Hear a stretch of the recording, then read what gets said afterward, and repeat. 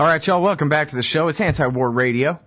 I'm Scott Horton, and our next guest is Barbara Slavin. She is an expert on U.S. foreign policy and author of a 2007 book on Iran entitled Bitter Friends, Bosom Enemies, Iran and the U.S. and the Twisted Path to Confrontation.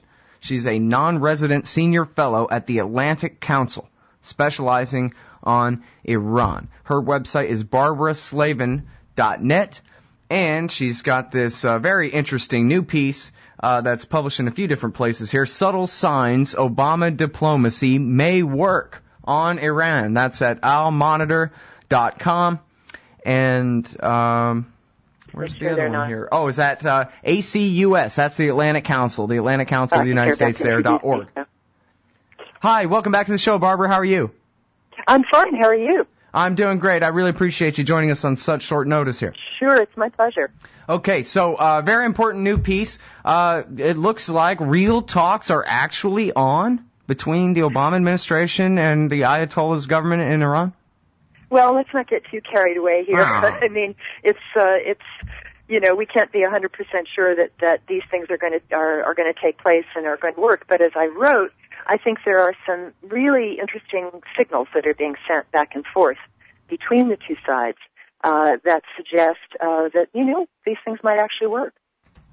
Now, you have the P5+1. That's the group of, I don't know, putting the Europeans in between us and Iran is how it's basically been in the past, correct? It's the 5 permanent members of the UN Security Council plus Germany. So Russia and China are in there along with Britain and France. I see. Well, it seemed like Obama said, you know, he talked a good game in 2009 about trying to have talks with the Iranians, but then he botched his own offer. No. I would disagree. I don't think he botched his own offer. This is what happened. He made an offer in 2009 to give Iran fuel for a reactor that makes medical isotopes to treat cancer patients. Mm-hmm. But in return, he asked the Iranians to send out most of their stockpiles of partially enriched uranium. And at first the Iranians said yes, and then the deal fell apart because of opposition within Iran. The supreme leader of Iran, Ayatollah Khamenei, backed away from this offer. So I would say that the fault was really on Iran's side back in 2009. Now, after that... Well, I thought the difference was that they said, we'll swap our uranium, but we want the finished fuel rods at the same time we give up our uranium. That way we don't get ripped off by the French the same way we did in the 1970s. No, I think that's overstating it. The problem was that the deal that had been tentatively reached, they felt that they couldn't defend it. There was a lot of opposition. At that time, the leaders of the Iranian reform movement weren't under house arrest. They were still issuing statements, and they criticized this deal because they wanted to get back at the president of Iran, Mahmoud Ahmadinejad, mm-hmm. you know, who had just, quote-unquote, won elections in the summer of 2009. There was a lot of fraud in those elections. And so I think that particular deal fell apart because of Iranian problems. Now, one can argue that Obama didn't try hard enough. There was an effort by the Brazilians and the Turks to try to revive this deal about 6 months later, and the U.S. did not jump on that particular possibility because the idea then was to increase pressure on Iran through sanctions. Right. And, of course, that's what's happened, and I think that's why the Iranians are eager to come back to the table now because they're really feeling the heat. Right. Well, and, you know, in politics, bygones can be bygones in no time at all. And so, forget 2009. If we can have brand new negotiations starting up, what indications do you have? I guess you have some sources here who tell you that there's at least some back-channel talks already taking place?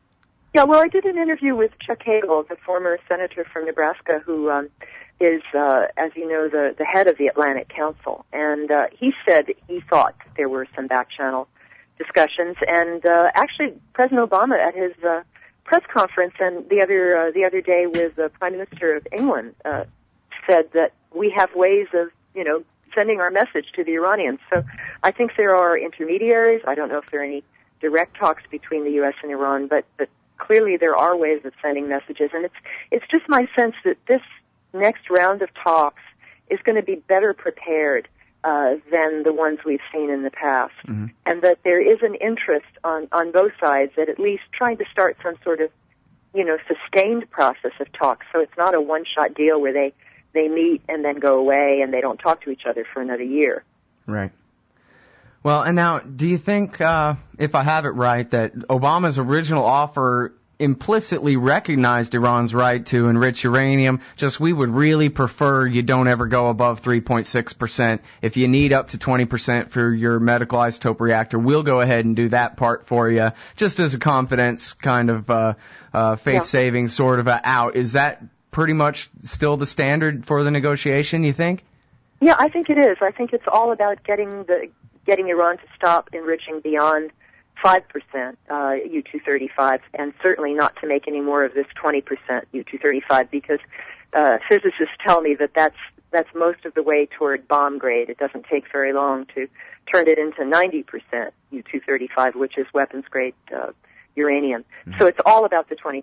And I think what we're looking for is, again, to quote Senator Hagel, is to manage the problem, to reduce the tensions, to cap the program in such a way that nobody gets trigger happy, and we can reduce certainly the chances for some sort of military conflict. Mm-hmm. Well, and also very importantly, I think you mentioned in here the announcement that the Treasury Department is looking into a former governor, Ed Rendell of Pennsylvania, on charges that he took money from the MEK. And for that kind of thing to be happening, that's a political decision, not just a legal decision. Yeah, I think at that so. level, I think you're correct? Right. Yeah, I think the last time we spoke, it was about the MEK. And, some interesting things have happened. Finally, some of these people from Camp Ashraf, right, are starting to move. The U.S. worked really hard with the United Nations to get some of these people out of that camp. And my understanding is that 800 of them have now been moved to Camp Liberty, as it's called, outside Baghdad. Mm-hmm. But this Treasury Department investigation, and it's not just Rendell, they're looking into others as well. I had heard as early as last August that the Treasury Department was considering doing this.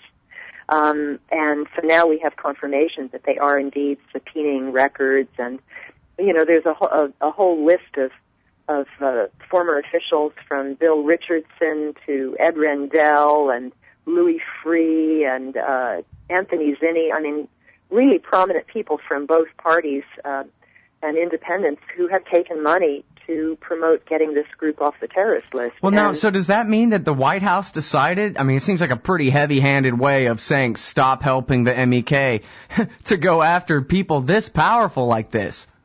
Well, they're taking money from a terrorist group, at least indirectly, and that's against U.S. law. But laws don't apply to people like that, Barbara. To do this now, though, is a very big signal to the Iranians, because the Iranian government hates this group. Uh-huh. So I think it's another way of signaling that, if you guys play ball, we're not going to try to overthrow your government. We're not going to give free rein to this group, which has, assassinated Iranian scientists and has a very bloody history with Iran. Mm-hmm. All right, I'm sorry we're over time. We got to go. Thank you so much for doing the show on short notice today. It's my pleasure. Really appreciate it. Everybody, that is Barbara Slavin from the Atlantic Council. She's a senior fellow there and writes for Al Monitor. That's ACUS and al-monitor.com. Her own website is barbaraslavin.net, and we'll be right back after this.